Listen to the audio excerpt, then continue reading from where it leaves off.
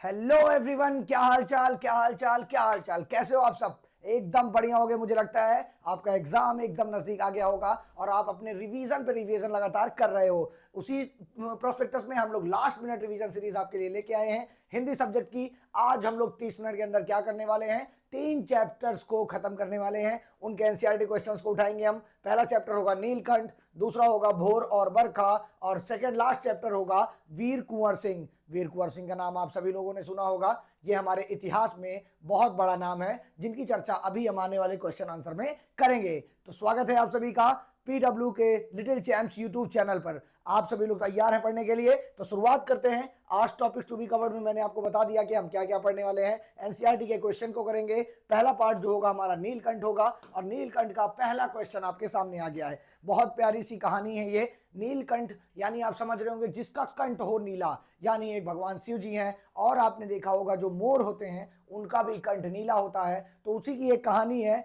जिसमें लेखिका ने बहुत शानदार तरीके से लिखा हुआ है। जैसा आप उसको पढ़ेंगे जब कहानी, तो आपके सामने ऐसा लगेगा कि आप ही के सामने सब विजुलाइज हो रहा है। बहुत बढ़िया तरीके से इन्होंने प्रेजेंट किया है इस कहानी को। इसमें एक मोर और मोरनी की कहानी है, जो कह सकते हैं कि कपल टाइप के होते हैं। फिर बाद में एक विलन की एंट्री होती है दूसरी मोरनी की, और फिर वहां से कहानी हो जाती है समाप्त। तो इसी के ऊपर है कहानी। इससे बहुत सब कुछ सीखने को मिलेगा आपको। तो पहला क्वेश्चन हमारे आपके सामने है। चलते हैं, शुरू करते हैं, इसको पढ़ते हैं।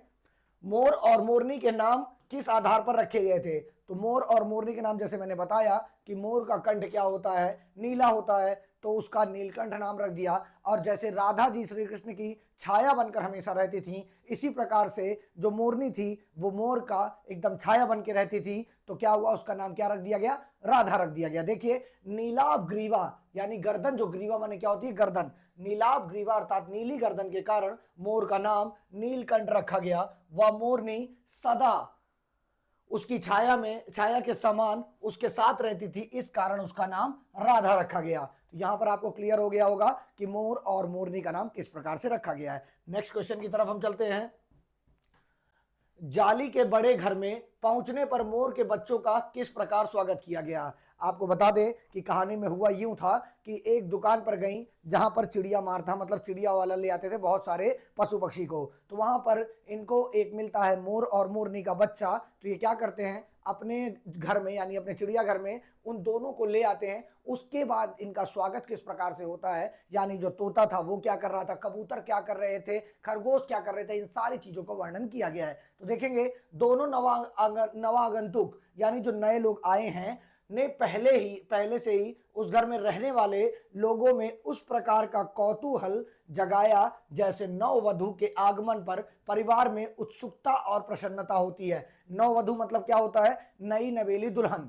नववधु का मतलब होता है नई नवेली दुल्हन। यहां पर देखेंगे लक्का कबूतर, कबूतर का जो नाम था लक्का कबूतर, नाचना छोड़ उसके चारों ओर घूम घूम कर गुटुर गू की रागनी अलापने लगा। बड़े खरगोश सभ्य सभासदों के समान क्रम से बैठकर उसका निरीक्षण करने लगे। छोटे खरगोश उनके चारों ओर उछल कूद मचाने लगे। तोते एक आंख बंद करके उनका परीक्षण करने लगे। अब देखिए यहां पर कितनी बढ़िया, कितनी शानदार चीज जो लेखिका हैं इन्होंने ऐड किया है कि जैसे आपके मान लीजिए घर में कोई नई शादी होती है किसी आपके आसपास, तो कई प्रकार के लोग होते हैं। जो बूढ़े लोग होते हैं वो बैठ के ध्यान से उसका परीक्षण करने लगते हैं, जो बच्चे होते हैं वो नाचने कूदने लगते हैं। बहुत सारे लोग की अलग अलग प्रतिक्रियाएं होती हैं। उसी प्रकार से लेखिका ने दर्शाया है कि जब वो दोनों पक्षी यानी मोर और मोरनी आते हैं चिड़ियाघर में, तो कैसे सबके अंदर प्रसन्नता छा जाती है। इस चीज का ध्यान रखिएगा। बाकी यही प्रश्न था इसमें। नेक्स्ट क्वेश्चन की तरफ हम चलेंगे। लेखिका को नीलकंठ की कौन सी चेष्टाएं बहुत भाती थीं, यानी नीलकंठ वो मोर था, उसकी कौन सी ऐसी चेष्टा थी जो लेखिका को बहुत भाती थी? तो देखेंगे नीलकंठ देखने में बहुत सुंदर था। वैसे तो उसकी हर चेष्टा ही अपने आप में आकर्षक थी, लेकिन लेखिका को निम्न चेष्टाएं अत्यधिक अच्छी लगी। अब देखिए इस तरह आपको लिखने से क्वेश्चन जो है, आंसर जो है यानी मार्किंग जो आपकी होती है वो बहुत अच्छी हो जाती है। तो आपको इसी तरह लिखना है। मेघों के गर्जन की ताल पर उसका इंद्रधनुष के गुच्छे जैसे पंखों को मंडला आकार बनाकर तन्मय होकर नृत्य करना। अब आप लोग कमेंट सेक्शन में बताइए कि कितने ऐसे अभ्यर्थी हैं, कितने ऐसे स्टूडेंट्स हैं हमारे जिन्होंने मोर को कभी ना कभी डांस करते हुए देखा होगा, चाहे अपने गांव में या शहर में। शहर में बहुत कम दिखते हैं, या फिर शहर के जो चिड़ियाघर होते हैं उसमें। जितने लोगों ने देखा हो सब लोग हाथ उठा के बताएंगे कि हाँ हमने देखा है। लेखिका के हाथों से हौले हौले चने उठाकर खाते समय उसकी चेष्टाएं हंसी और विस्मय उत्पन्न करती थी। अब हंसी और विस्मय क्यों उत्पन्न होता था? विस्मय इसलिए उत्पन्न होता था क्योंकि एक बार क्या हुआ था, चिड़ियाघर में खरगोश जो है एक सांप के मुंह में फंस गया था। तो उसी मोर ने अपनी चोंचों से उस सांप को मार मार के दो खंड में अलग कर दिया था। तो जब उसको लेखिका अपने हाथों से खिलाती थी तो लेखिका भी विस्मय में रहती थी कि क्या ये वही चोंच है जिसने सांप को दो खंड में अलग कर दिया और मेरे हाथ से इतने प्यार से एक एक दाने को चुग रहा है। तो चलिए, आई होप ये कहानी आपने पढ़ा होगा। नहीं पढ़ा होगा तो इस पूरे क्वेश्चन आंसर में मैं आपको पूरी कहानी से परिचय करा दूंगा, ठीक है ना। इस आंदोलन आनंदोत्सव यानी आनंद का उत्सव कि रागनी में बेमेल स्वर कैसे बज उठा, वाक्य किस घटना की ओर संकेत कर रहा है। तो आप कोई भी पिक्चर अगर देखते हो मान लीजिए, तो उसमें क्या होता है, जब हीरो हीरोइन के बीच में कोई तीसरा विलन आ जाता है तो क्या होता है, वो सब बेमेल हो जाता है, पूरा माहौल बदल जाता है। उसी प्रकार से उस चिड़ियाघर में लेखिका फिर से जाती है जब बाजार, तो वहां पर उनको एक और मोरनी ले आना पड़ता है जिसकी पैरों में बहुत ज्यादा जख्म हुआ रहता है। उसको उन्होंने 7 रुपए में वहां से खरीद लिया था। अब क्या किया कि वो देखी बेचारी इतना ज्यादा मजबूर है कि वो चल भी नहीं पा रहा है, तो उसको उठा के ले आई। महीने 2 महीने उसका इलाज हुआ। उसके बाद जब वो मोर और मोरनी के बीच में पहुंचा तो उसने क्या किया, लगातार जो भी उस मोर के पास पहुंचता था यानी नीलकंठ के पास, उसको वो चोंच से काटने के लिए पहुंचता था। अंत में हुआ क्या कि अंत में जो मोर था, नीलकंठ था, वो क्या हुआ, मृत हो गया। अब देखते हैं यहां पर, इस आनंदोत्सव की रागनी में बेमेल स्वर कुब्जा, और उस मोरनी का नाम क्या था, कुब्जा मोरनी के आने के कारण बज उठा। एक दिन महादेवी वर्मा, हाँ राइटर का नाम भी याद कर लीजिएगा, एक नंबर के प्रश्न में पूछा जा सकता है। महादेवी वर्मा नाखास कोने से निकली तो बड़े मियाँ ने उन्हें एक मोरनी के बारे में बताया जिसका पांव घायल था, लेकिन उसे 7 रुपए में खरीद कर अपने घर ले आए और उसकी देखभाल की। वह कुछ ही दिनों में स्वस्थ हो गई। उसका नाम कुब्जा रखा गया। वह स्वभाव से मेल मिलाप वाली न थी। ईर्ष्यालु प्रकृति के होने के कारण वह नीलकंठ और राधा को साथ साथ ना देख पाती थी। जब भी उसे उन्हें साथ देखती तो राधा को नोच डालती। वह स्वयं नीलकंठ के साथ रहना चाहती थी। एक बार उसने राधा के अंडे भी तोड़ डाले। इस कोलाहल व राधा की दूरी से नीलकंठ को अप्रसन्न कर दिया, जो अंत में उसकी मृत्यु का कारण बना। यानी जो कुब्जा आई हुई थी दूसरी मोरनी, उसने क्या किया, अपने नाम के अनुसार वो ईर्ष्यालु थी, थोड़ी ईर्ष्यालु मतलब नफरत करने वाली थी। तो वो मोर और मोरनी के उस प्रेम प्रसंग को नहीं देख पाई। उसने क्या किया, जैसे ही नीलकंठ के पास कोई जाता था उसके पीछे वो लग जाती थी। इस प्रकार से एक दिन क्या हुआ, नीलकंठ अप्रसन्न हो गया और क्या हुआ, उसकी मृत्यु हो गई। ये था इस बहुत मतलब इतनी प्यारी कहानी है कि आप इसको रिलेट कर सकते हैं। चलिए नेक्स्ट क्वेश्चन देखते हैं। वसंत ऋतु में नीलकंठ के लिए जाली घर में बंद रहना असहनीय क्यों हो जाता था? क्योंकि जो नीलकंठ था उसको बहुत ज्यादा प्रकृति से प्यार था। जहां पुष्पित फूल रहते थे, जहां सुगंध बहुत बढ़िया आती थी, वो वहां पर भागने का प्रयास करता था। देखिएगा, नीलकंठ को फलों के वृक्षों से भी अधिक पुष्पित व पल्लवित सुगंधित खिले पत्ते वाले वृक्ष भाते थे। यानी जिसपे पुष्प लगा हो और नए नए पत्ते उग रहे हो, वो उसको ज्यादा भाते थे। इसलिए जब वसंत में आम के वृक्ष मंजरियों से लद जाते, अशोक का पेड़ लाल पत्तों से ढक जाता, तो नीलकंठ के लिए जाली घर में रहना असहनीय हो जाता, तब उसे जाली घर से बाहर छोड़ देना पड़ता था। तो ये कारण था जाली घर से बाहर छोड़ने का, ठीक है ना। आई होप ये क्वेश्चन आपको समझ में आ गया होगा। चलते हैं नेक्स्ट क्वेश्चन की तरफ। जाली घर में रहने वाले सभी जीव एक दूसरे से मित्र बन गए थे, परंतु कुब्जा के साथ ऐसा संभव क्यों नहीं हो पाया? देखिए, जैसे आप अपने क्लास में जाते होंगे तो कई सारे लोग एक ग्रुप में रहते होंगे, लेकिन एक दो व्यक्ति आपको ऐसे मिलते होंगे जो एकदम कोना पकड़ के रहते होंगे। वो थोड़े ईर्ष्यालु प्रकृति के, उनका एटीट्यूड थोड़ा अलग तरीके से, तो वो अलग रहते हैं और किसी का भी भला ना हो ऐसा चाहते हैं। उसी प्रकार से कुब्जा भी था। देखेंगे, जाली घर में रहने वाले सभी जीव जंतु एक दूसरे से मित्रता का व्यवहार करते थे। खरगोश, तोते, मोर, मोरनी सभी मिलजुल कर रहते थे, लेकिन कुब्जा का स्वभाव उनके विपरीत था या उनके जैसा नहीं था। वह स्वभाव से ईर्ष्यालु होने के कारण हरदम सबसे झगड़ा करती थी और अपनी चोंच से नीलकंठ के पास जाने वाले हर एक पक्षी को नोच डालती थी। वह किसी को भी नीलकंठ के पास आने नहीं देती थी। यहां तक उसने इसी ईर्ष्यावश राधा के अंडे भी तोड़ दिए थे, यानी राधा ने 2 अंडे दिए थे, उसको भी इसने क्या किया था, तोड़ दिया था। देखिएगा, उसके इसी व्यवहार के कारण वह किसी को मित्र नहीं बन सकी या किसी की मित्र नहीं बन पाई। चलेंगे नेक्स्ट क्वेश्चन पर। नीलकंठ ने खरगोश के बच्चों को सांप से किस तरह बचाया? इस घटना के आधार पर नीलकंठ के स्वभाव की विशेषताओं का उल्लेख कीजिए। देखिए, ये थोड़ा लॉन्ग प्रश्न होगा। तो नीलकंठ ने किस प्रकार से बचाया था? वो पहले सो रहा था वृक्ष के ऊपर, फिर उसने क्या हुआ, उसकी नींद खुली और जो खरगोश धीरे धीरे चींची चींची कर रहा था, उसकी आवाज कान पे गई और फिर वो फट से नीचे आया और देखा क्या कि सांप जो है खरगोश को आधा पीछे से भरा हुआ है और खरगोश का मुंह बाहर की तरफ निकला हुआ है। तो उसने पहले दिमाग लगाया कि कैसे इसको हम करें कि खरगोश को ना चोट पहुंचे, क्योंकि अगर वो उसके मुंह पर मारती तो खरगोश भी उसमें जख्मी हो जाता। तो किया क्या उसने गर्दन पर पंजा रखा अपना और बीच से उसके चोंच मारना शुरू किया और बीच से उसको आधा हाथ कर दिया। इससे क्या पता चलता है? इससे मोर का मतलब कितना एक्टिव था, कितना जागरूक था, ये सारी चीजें पता चलती। आइए स्टेप बाय स्टेप समझते हैं। एक बार एक सांप पशुओं को जाली घर में भीतर आ गया। सब जीव जंतु इधर उधर भागकर छिप गए, परंतु एक शिशु खरगोश सांप की पकड़ में आ गया। सांप ने उसे निगलने के लिए उसका आधा पिछड़ा शरीर मुंह में दबा लिया। नन्हा खरगोश धीरे धीरे ची ची कर रहा था। सोए हुए नीलकंठ ने जब यह क्रदन सुना, क्रंदन क्रंदन क्रंदन माने रोने की या चीखने की आवाज, ठीक है ना, रोने धोने की, क्रंदन सुना तो वह झट से अपने पंखों को समेटते हुआ झूले से नीचे आ गया। उसने सतर्क होकर सांप के फन को पंजे से दबाया। क्यों सतर्क होकर दबाया? जिससे खरगोश बिल्कुल भी जख्मी ना हो।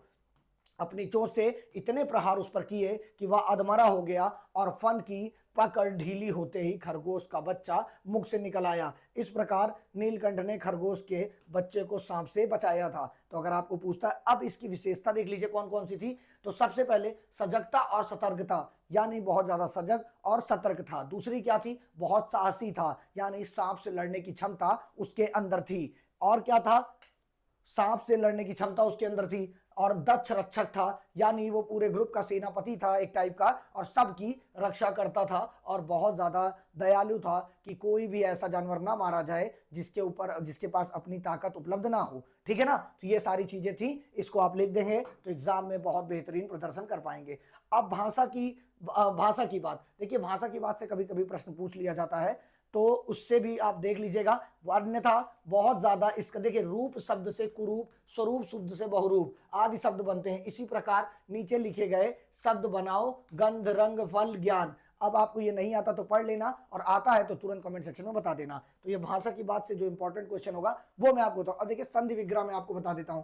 जैसे नील प्लस आब तो क्या होगा? नीलाभ हो जाएगा। इसमें कौन सी संधि है? स्वर नील में ला कैसे बनता है? ला, अगर पूरा आप ला लिखेंगे तो हाफ ला प्लस छोटा आ, तो ये बन गया इक्वल टू ला। तो यहां पर भी क्या हुआ? ये हो गया ला।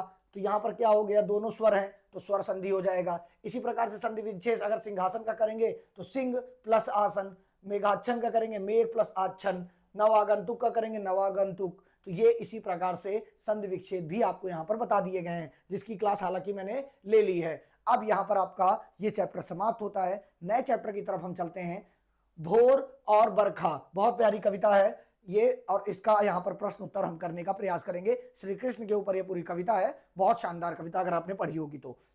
देखिए, वंशी वारे ललना, थोड़ा सा बता देता हूं कविता का ब्रीफ। तो कविता में यशोदा माँ जो है वो कृष्ण जी को जगाने का प्रयास करती हैं, क्योंकि सुबह हुई रहती है। सारे गोपी जो होते हैं वो अपनी माखन और रोटी लेकर गाय चराने के लिए तैयार हुए रहते हैं, और जो गोपियां रहती हैं वो माखन बनाने में इतना व्यस्त रहती हैं कि उनकी चूड़ियों की जो आवाज होती है वो पूरी संगीतमय होकर पूरा व्रत जो है वो झूम जाता था। उनका आसपास का एरिया आनंदित हो उठता था। ये पूरा एक कविता का सार था। अब देखेंगे हम, बंसी वारे ललना मोरे प्यारे लाल जी, कहते हुए यशोदा किसे जगाने का प्रयास करती हैं। अब यशोदा माँ और वे कौन कौन सी बातें कहती हैं? तो यशोदा माँ जो हैं वो श्री कृष्ण को जगाने को कहती हैं, और यही सारी बातें कहती हैं कि लाल अब सुबह हो गई है, उठ जाओ। देखते हैं यहाँ पर माता यशोदा श्री कृष्ण को संबोधित करते हुए बंसी वारे ललना मोरे प्यारे लाल जी उपयुक्त कथन कहते हुए अपने पुत्र श्री कृष्ण को जगाने का प्रयास कर रही हैं।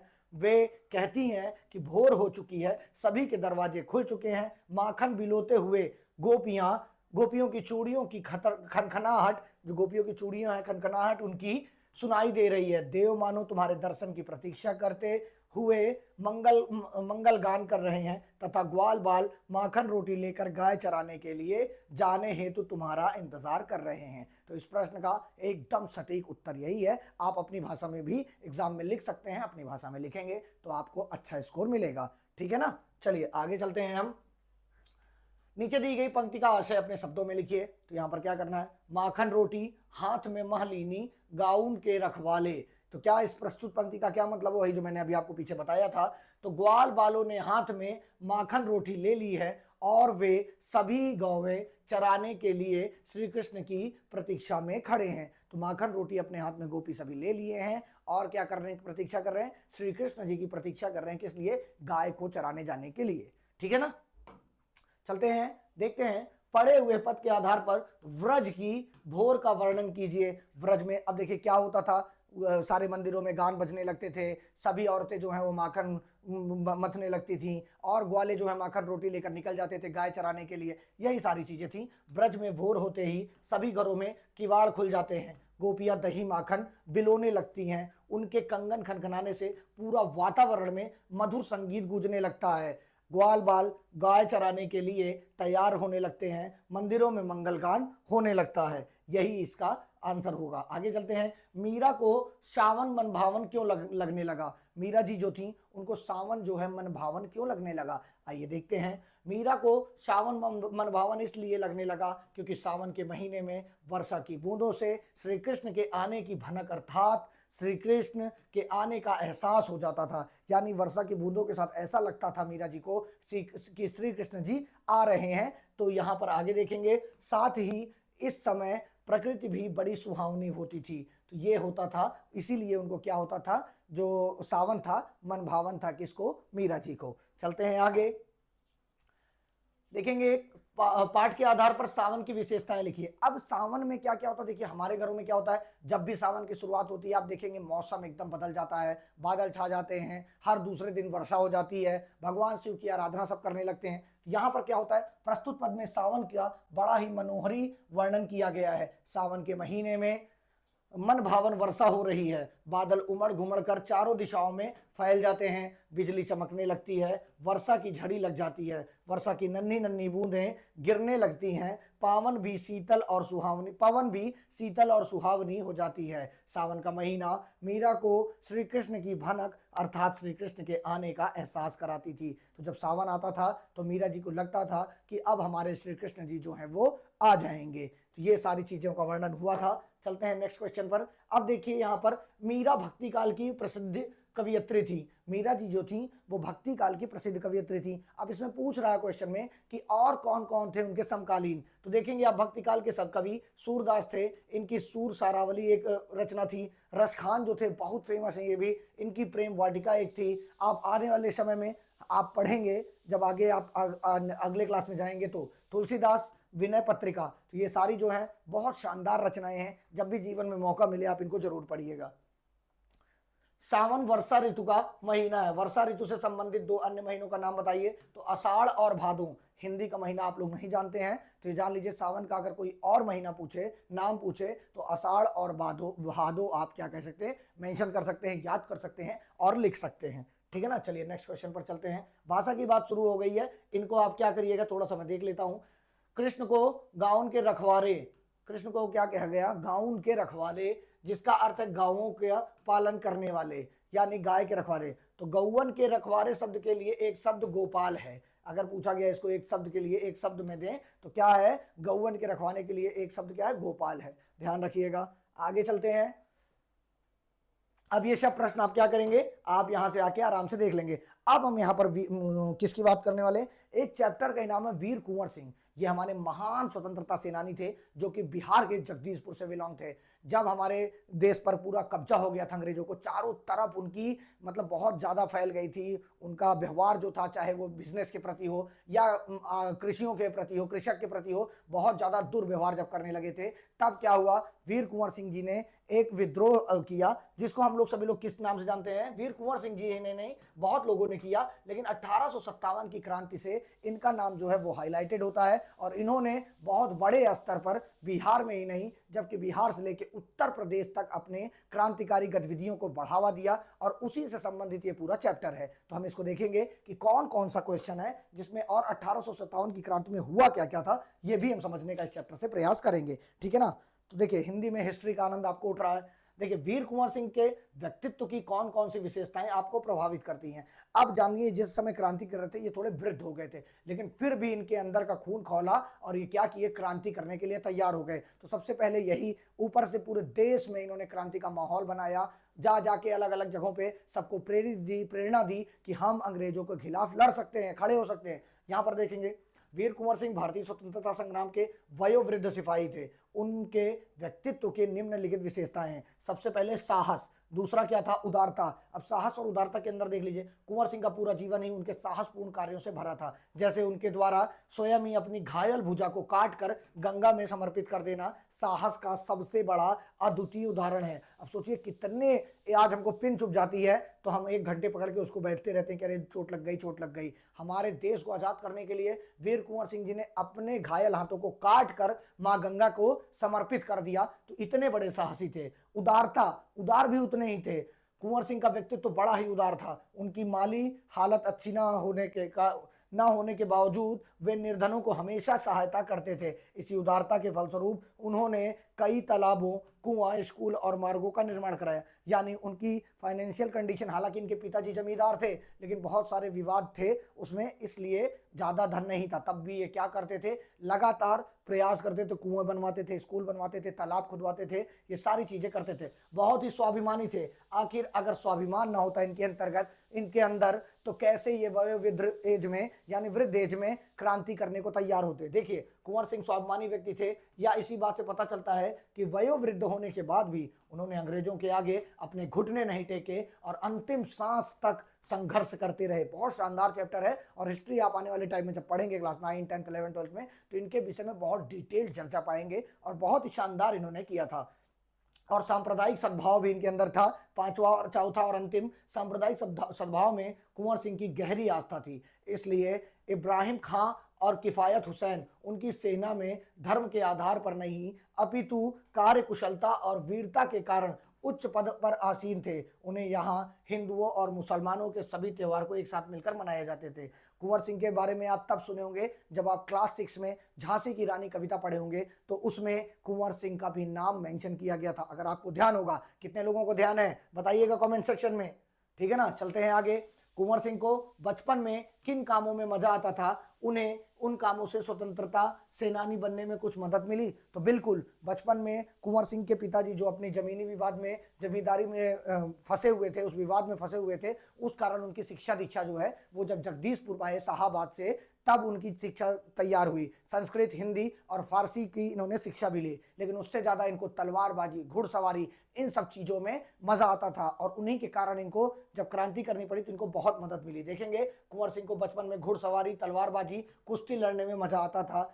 इन्हीं कार्यों के कारण उनके अंदर साहस, वीरता का विकास हुआ, जिससे वे आगे जाकर अंग्रेजों से लोहा ले सके। ठीक है ना, तो ध्यान रखिएगा, बहुत शानदार चैप्टर है। बाकी आगे चलते हैं नेक्स्ट क्वेश्चन पर। सांप्रदायिक सद्भाव में कुंवर सिंह की गहरी आस्था थी। पाठ के आधार पर कथन की पुष्टि कीजिए। तो सांप्रदायिक सद्भाव में कुंवर सिंह की गहरी आस्था थी। उन्होंने कभी धर्म संबंधी भेदभाव नहीं किया। ठीक है ना, अभी पीछे ही आपने पढ़ा, इसलिए इब्राहिम नहीं, ये वही सेम क्वेश्चन है, मुझे लगता है फिर से ये क्वेश्चन आ गया था।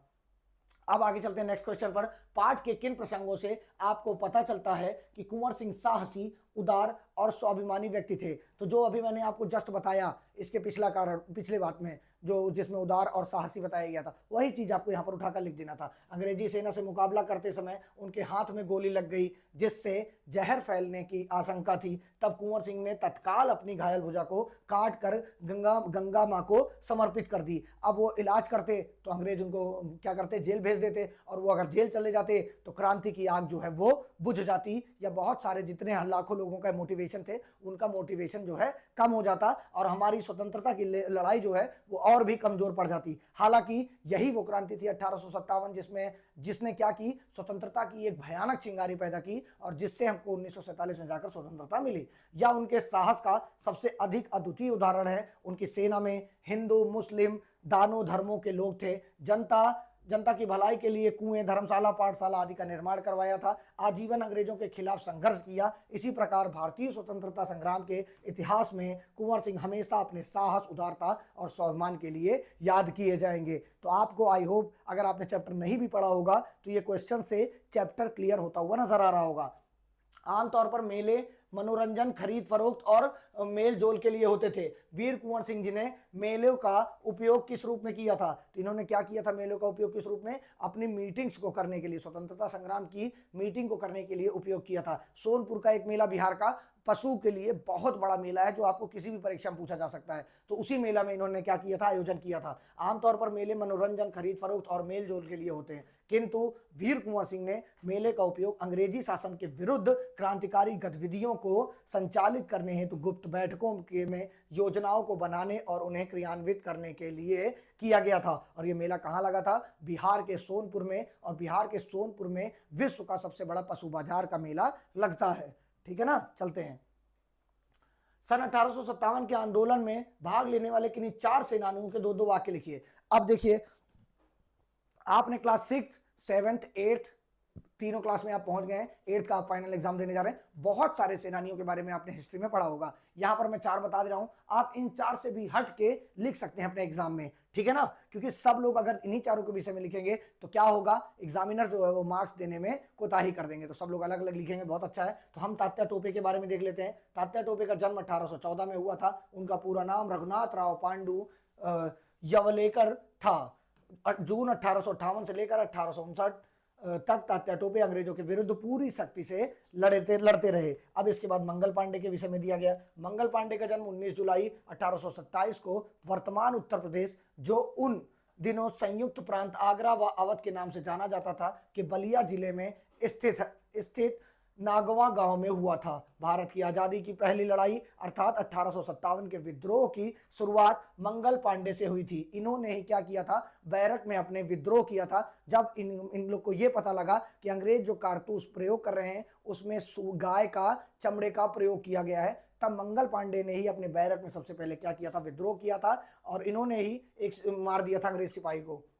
जब गाय व सुअर की चर्बी लगे कारतूस लेने से मना करने पर उन्होंने विरोध जताया। इसके परिणाम स्वरूप उनके हथियार छीन लिए जाने व वर्दी उतार लेने का फौजी का हुक्म हुआ। तो ये हो गया मंगल पांडे के बारे में। अब चलते हैं और 1-2 लोग के बारे में देख लेते हैं। बहादुर शाह जफर, 1857 की क्रांति में क्या हुआ था? इन्हीं को राष्ट्रीय नेता घोषित कर दिया था। दिल्ली आकर सब नेताओं ने इन्हीं को कह दिया था इन्हीं हमारे भारत के राजा हैं। देखिएगा, बहादुर शाह जफर 1775 से 1862 भारत में मुगल साम्राज्य के आखिरी शहंशाह थे। जो मुगल एम्पायर था उसके आखिरी जो राजा थे वो इन्हीं थे और उर्दू भाषा के माने हुए शायर थे। उन्होंने 1857 के प्रथम भारतीय स्वतंत्रता संग्राम में भारतीय सिपाहियों का नेतृत्व किया। युद्ध में हार के बाद अंग्रेजों ने उन्हें क्या किया था? बर्मा, यानी अब जो म्यांमार में है, वहां पर भेज दिया था, जहां उनकी मृत्यु हुई। काला पानी की सजा कह सकते हैं टाइप की। और रानी लक्ष्मीबाई के बारे में किसी को बताने की आवश्यकता नहीं है, आप सभी लोग जानते हैं इनके विषय में, फिर भी देख लेते हैं। तात्या टोपे और रानी की संयुक्त सेनाओं ने ग्वालियर के विद्रोह सैनिकों की मदद से ग्वालियर के एक किले पर कब्जा कर लिया। 17 जून 1858 को ग्वालियर के पास कोटा की सराय में ब्रिटिश सेना से लड़ते लड़ते रानी लक्ष्मीबाई ने वीर गति प्राप्त की। लड़ाई की रिपोर्ट में ब्रिटिश जनरल यूरोज, आपको बता दें कि रानी लक्ष्मीबाई इतनी बड़ी योद्धा थी कि इनका नाम ही आपने कविता ही पढ़ा होगा, खूब लड़ी मर्दानी, वो तो झांसी वाली रानी मर्दानी थी। ये यूरोज जो था ये बहुत बड़ा कमांडर था। इन रानी लक्ष्मीबाई को हराने के लिए इसको फिर से ब्रिटिशर ने क्या किया था? फिर से ब्रिटिश से इंडिया वापस बुलाया था, सिर्फ रानी लक्ष्मीबाई का दमन करने के लिए। तो सोचिए कितना प्रभाव रहा होगा। यूरोज ने टिप्पणी की कि रानी लक्ष्मीबाई अपनी सुंदरता, चालाकी और दृढ़ता के लिए उल्लेखनीय तो थी ही, विद्रोही नेताओं में सबसे अधिक खतरनाक भी थी। तो महिला जब अपने रूप में आती है तो वो वाकई में सबसे खतरनाक हो जाती है, चाहे माँ दुर्गा हो या किसी का उदाहरण आप देख सकते हैं। अब भाषा की बात इसमें देखेंगे तो भाषा की बात आप इसको देख लीजिएगा, कोई इसमें अगर इंपॉर्टेंट चीज़ है तो मैं आपको बता देता हूँ, नहीं है। तो हमने क्या किया, नीलकंठ पढ़ा, भोर और बरखा पढ़ा, वीर कुंवर सिंह पढ़ा। तो आई होप आपको ये तीनों चैप्टर्स एकदम भली बात समझ में आ गए होंगे। अब मुझे नहीं लगता कि आपके एग्जाम से इससे बाहर क्वेश्चन आएगा, और आएगा भी तो आप उसको लिखने में सक्षम नहीं होंगे। तो आप सभी अगर समझ गए हैं तो कमेंट सेक्शन में सभी लोग बताइएगा कि आपको क्लास कैसी लगी। तब तक के लिए आप सभी से धन्यवाद लेना चाहूंगा। तब तक के लिए अलविदा। मिलेंगे कब, किसी नेक्स्ट लाइव सेशन में, या आपके मैराथन क्लास में हो सकता है डायरेक्ट मिले। तो तब तक के लिए धन्यवाद, tata bye bye, see you.